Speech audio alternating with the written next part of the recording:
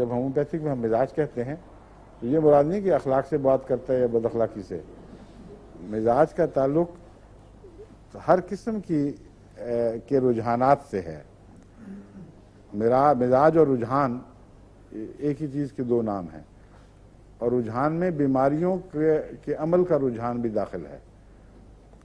مثلا مزاج کا سے یہ مراد ہے, اول سب سے پہلے ذہنی علامتیں سب سے اہم, کہ وہ اس میں ترش روئی, اخلاق, رونے کی طرف میلان, یا سخت مزاجی اور خشکی کی طرف میلان, اور کس قسم کے موسم پسند ہیں, سردی, گرمی, یا برسات, یا خشک موسم, اور خشک سرد یا گرم سرد, خشک تر موسم گرمی کا یا تر موسم سردی کا, اس طرح کے فرق. پھر مزاج کے لحاظ سے یہ بھی دیکھا جاتا ہے کون سا سیزن اس کے لیے اچھا گزرتا ہے, کون سا سیزن خراب ہے, یعنی برسات اور دوسرے موسم کے علاوہ بہار اور خزاں کا اثر. پھر دن کو زیادہ اس کی تکلیفیں بڑھتی ہیں یا رات کو بڑھتی ہیں, آرام سے بالعموم. اور یہ جب مزاج کا تکلیفوں سے تعلق جوڑیں گی تو اس وقت یا جوڑیں گے تو یاد رکھنا کہ مزاج کے ان تکلیفوں سے تعلق جوڑا جاتا ہے جو دائمی ہوں. عارضی تکلیفیں خود اپنا مزاج لے کر آتی ہیں, اس کو آپ مریض کے مزاج میں شامل نہیں کر سکتے. جسم کیسا ہے, ایک دفعہ اب سوال ہوا تھا, کل کسی نے کیا تھا, خیر منصورہ نے شاید کیا تھا یا آپ نے کیا تھا, آپ نے, ہاں ٹھیک ہے, مسز غازی نے, کہ ہم پڑھتی ہیں کہ کوئی پتلا, لمبا اور بہت سفید رنگ, یا اس کے بال ملائم اور ریشمی اور کمزور, ہڈیاں نازک, کوئی موٹا فربہ, اور اس قسم کے حلیے بھی لکھے ہوتے ہیں, چبی, شارٹ. تو کہتے ہیں یہ اس کا کیا مطلب ہے؟ یہی مزاج ہے. جسم میں جب یہ مزاج ڈھلے تو اس کو بھی شامل کر لیا جاتا ہے. مثلا بعض قسم کے مریض ایسے ہیں دمے کے جو چھوٹے قد کے ہیں, موٹا جسم ہے, چربی زیادہ ہے, اور سانس لینا دشوار, پسینے آتے ہیں. تو ایسے مریض کو, اور ٹھنڈے پسینے آ جاتے ہیں, دل گھٹتا ہے, ایسے مریض کے تصور کے ساتھ کاربو ویج عارضی بیماری کے طور پر کام آئے گی اور دماغ میں آتی ہے. لیکن مستقل طور پر دیکھیں تو کیلکیریا کارب کا خیال آتا ہے. تو اس طرح مزاجوں کو شناخت کرنا, اور دواؤں کے تجربوں میں جب آپ ایک مریض کی ڈسکرپشن لکھتے ہیں تو اس ڈسکرپشن میں یہ لکھنا کہ اس کا قد اتنا ہے, اس کا جسم اس قسم کا ہے, رنگ میں پختگی پائی جاتی ہے یا کچا پن. جو آپ نے سفیدی کی بات کی ہے وہ سفیدی وائٹ اور بلیک کے لحاظ سے نہیں ہے, وہ صحت کے نتیجے میں یا بناوٹ کے نتیجے میں بعض اگر نسبتاً گہرے رنگ کی قوموں سے بھی تعلق رکھتے ہیں تو اس میں ایک ہلکا پن آپ کو نظر آئے گا رنگ میں. سفیدی ڈھونڈنی ضروری نہیں ہے. یہ تو نہیں کہ یہ بیماری صرف انگریزوں میں ہی پائی جاتی ہے, دنیا کی ہر قوم میں پائی جاتی ہے. علامتیں تناسب کے نسبت کے لحاظ سے دیکھی جاتی ہیں. تو ایک بچہ جو جلدی گرو کرتا ہے اور اس کے بالوں کا رنگ تیزی کی بجائے ہلکے پن کی طرف مائل ہے, بلونڈش ہے, یعنی یا وہ انگریزوں وغیرہ میں ہوگا تو سفید رنگ کا, اگر سیاہ رنگ والے بالوں والی قوم میں ہوگا تو سیاہی میں کمی ہوگی, کوئی تھوڑا سی براؤنش میلان ہوگا. تو یہ چیزیں جب آپ ہومیوپیتھ کتابوں میں پڑھتے ہیں تو عام طور پر ہمارے ہومیوپیتھ من و عن نقل کرتے چلے جاتے ہیں. یہ نہیں سوچتے کہ جس ڈاکٹر نے بات لکھی ہے اس نے اپنے ملک کے تجربے کے لحاظ سے ایک مریض کا تعارف کرانے کی کوشش کی ہے. وہی تعارف مختلف رنگ اختیار کر لیتا ہے، لیکن ہوتا بنیادی طور پر وہی ہے. یعنی قد کا جہاں تک تعلق ہے، جو بچہ جلد جلد بڑھے اور لمبا ہونا شروع ہو جائے، اس کی جلد میں کمزوری کا ایسا احساس ہو، جس کو کہتے ہیں نا فیئر کلرڈ، وہ عام فیئر کلر نہیں ہے، بلکہ جلد میں کمزوری کی وجہ سے رنگ کی تیزی کم ہو جائے. بال پتلے اور ملائم، بعض دفعہ تو ویسے ہی اچھی کانسٹیٹیوشن کے بھی ہوتے ہیں، وہ بالوں کی ذاتی خوبصورتی ہے. بالوں کے بال زیادہ سخت ہوتے ہیں لیکن ویسے کمزور ہوتے ہیں. لیکن یہاں جو بال بیان کیے جاتے ہیں اس سے مراد ہے اس مریض کی کانسٹیٹیوشن کی نزاکت بالوں میں بھی داخل ہو گئی ہے، اور ایسے مریض کی ہڈیاں تیز بڑھتی ہیں مگر کمزور ہوتی ہیں. اس کو کہتے ہیں فاسفورس کا مزاج. فاسفورس کا مریض اگر جسمانی طور پر بیان کیا جائے تو اس سے ملتا جلتا ہوگا، لیکن اس کا ہرگز یہ مطلب نہیں کہ فاسفورس صرف ان مریضوں میں کام آتا ہے. مراد یہ ہے کہ اگر کسی ایسے مریض سے واسطہ ہو اور اس کی ذہنی علامتیں اور دیگر علامتیں بھی فاسفورس سے مشابہ ہوں تو فاسفورس اس کی مستقل دوا ہے،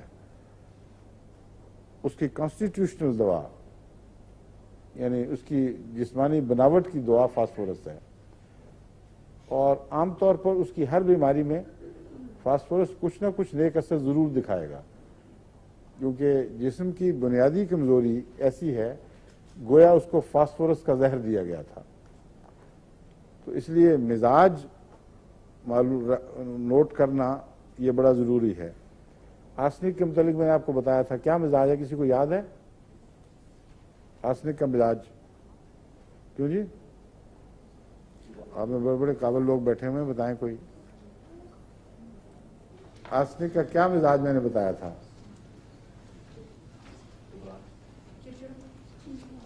بیلجیم میں یا فرانس میں؟ فرانس میں بات ہوئی تھی. کیوں جی؟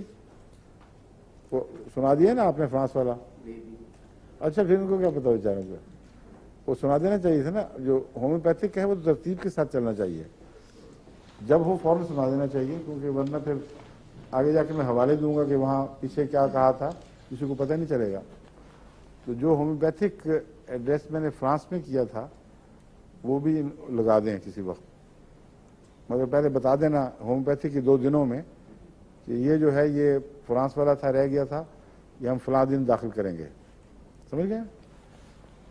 آرسنک کے متعلق میں نے بتایا تھا کہ اس کا ایک نام عام طور پر کتابوں میں ملتا ہے کہ گولڈ ہیڈڈ کین پیشنٹ.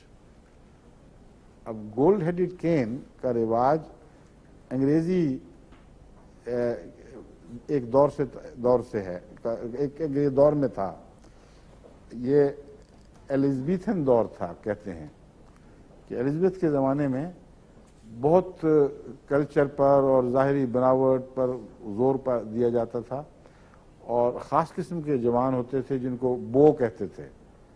ہمارے پنجابی میں تو بو کہہ دیں تو کوئی غصہ چڑھ جائے گا، اس کو بو کاٹا کہتے ہیں نا، لیکن وہاں بو سے مراد ہے بہت بنا ٹھنا اور ظاہری لباس سے خوب اچھی طرح اس نے آراستہ ہے، اور ہر چیز سلوٹ اپنی جگہ درست، اور یہاں بو لگائی ہو یا ٹائی لگائی ہو اس کو بو کہتے ہیں. تو ایسے لوگوں میں اس زمانے میں خصوصیت سے ایک ایسا طبقہ بھی تھا جو بیت کی چھڑی، اس کے اوپر سونے کا مٹھا لے کر پھرتا تھا، اور اس کو کہتے تھے گولڈ ہیڈڈ کین رکھنے والا آدمی.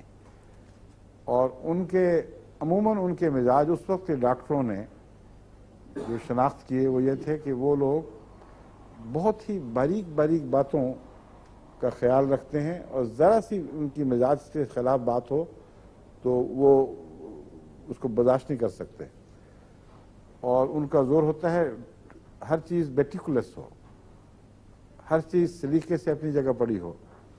ان کے جو رائٹنگ ٹیبل ہے اس پہ آپ کبھی نہیں دیکھیں گے کہ ایک قلم یوں ٹیڑھا پڑا ہو، جہاں اس کے رکھنے کی جگہ بین ہی وہیں رکھیں گے وہ، اور سیاہی کی دوات کا جو رخ وہ رکھتے تھے اسی طرح رکھیں گے. اگر کوئی بچہ داخل ہو جائے یا ان کی بیوی بیچاری جھاڑ پونچھ میں کوئی چیز ٹیڑھی کر دے تو دیکھ کر ان کو غصہ چڑھ جائے گا کہ تم نے کیا کر دیا ہے. ایسے مریض عموماً بیماریوں میں سخت بے چین ہوتے ہیں، کیونکہ میٹیکولس ہونے کی عادت جو ہے یہ دراصل ان کی اعصابی کمزوری سے تعلق رکھتی ہے، اور ذرا سا بھی مزاج سے ہٹ کے بات ہو تو اس کو برداشت نہیں کرتے۔ ایسے مریضوں کو اگر کوئی بیماری لاحق ہو، چاہے اس کا جو مرضی نام رکھ لیں، وہ شدید بے چین ہوں گے۔ دیکھنے والا کہے گا تھوڑا سا بخار ہے تمہیں، کیا ہو گیا ہے؟ وہ کروٹ لے گا، ڈرے گا، اور پھر موت کی باتیں کرے گا کہ میں تو گیا۔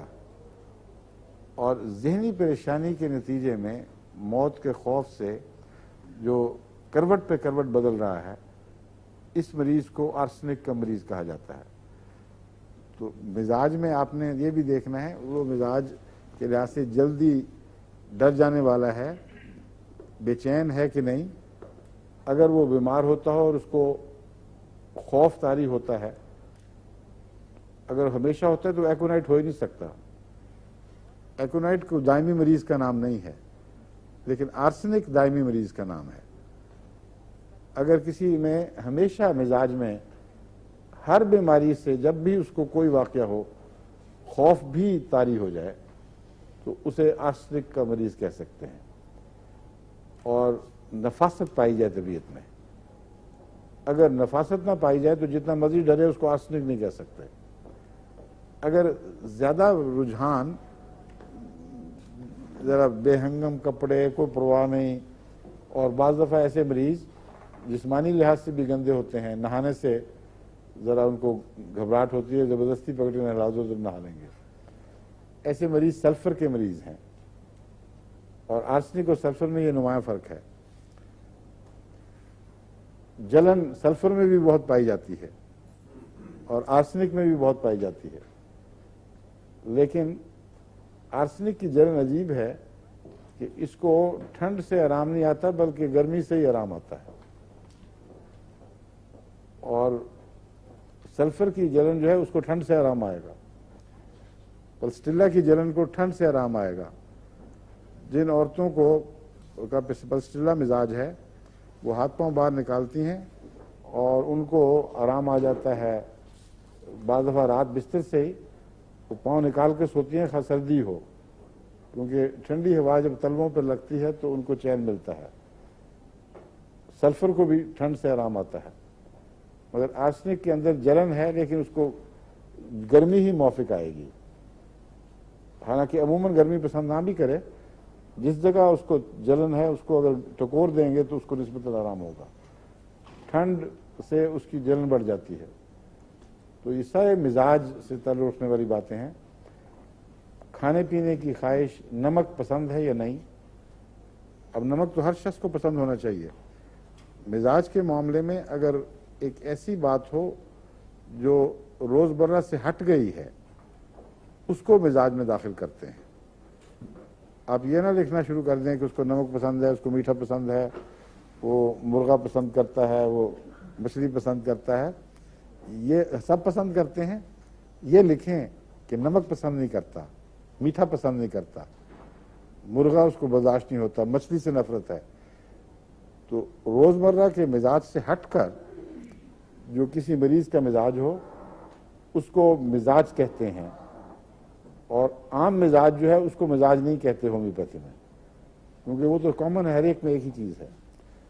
تو اجنبی مزاج، دستور سے ہٹا ہوا مزاج، یہ نوٹ کریں اور پھر دیکھیں کہ پاؤں نے، مرغے کے پنجوں نے اور اس کے گزرڈ یا پوٹے کی جھلی نے کس کو فائدہ دیا اور کس کو نہیں دیا۔